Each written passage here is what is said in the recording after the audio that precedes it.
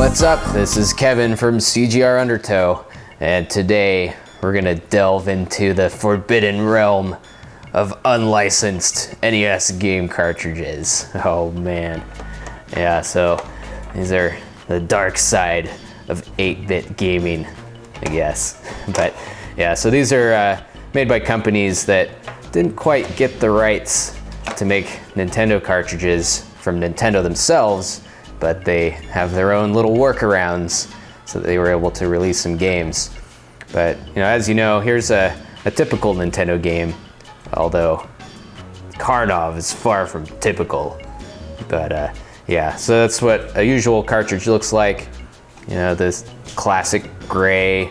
You got a few caution warnings back there, and of course the Nintendo seal of quality. It's always very important. But they didn't put their seal on these. So maybe one of the more well-known unlicensed game makers is Tengen. Games like Afterburner, and they did a version of Pac-Man and Tetris and Gauntlet and a wide variety of really awesome classic games. But yeah, theirs is a bit different. It's black. It's got a bigger arrow at the bottom.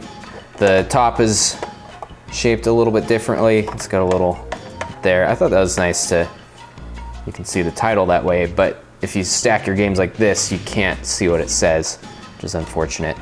Also, the label is switched around, but it has the classic gold and red stripes along the side. So that's a little different. I always thought this was funny. It has the Tengen seal of quality instead of the Nintendo, which is, that's all right. There's a little bit more caution on the back, more detailed, so be very careful with these. But yeah, that's Tengen. Let's take a look at another one. These are a little bit more obscure.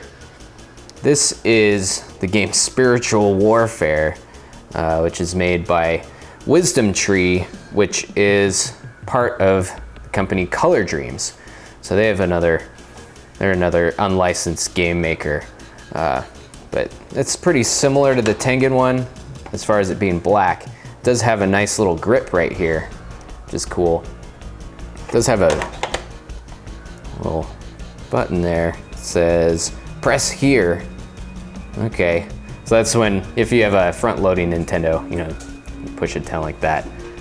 So that's very useful information. But yeah, otherwise it's about the same. It's got some caution. There's Color Dreams, made in Taiwan. So there's that. And finally, one of the weirder, flashier ones.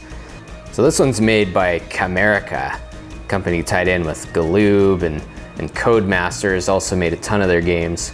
You might know those guys as being part of, they made the Game Genie.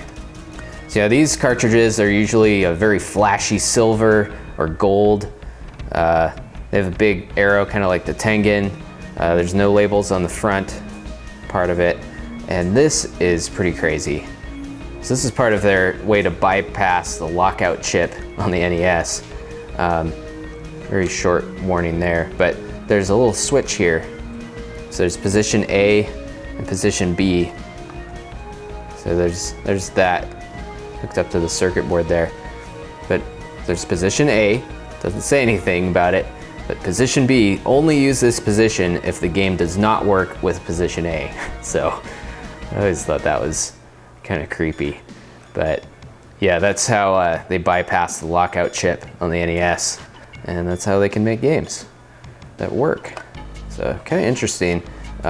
This game is Firehawk, in case you're wondering. It kind of sucks, but it's shiny. Wow.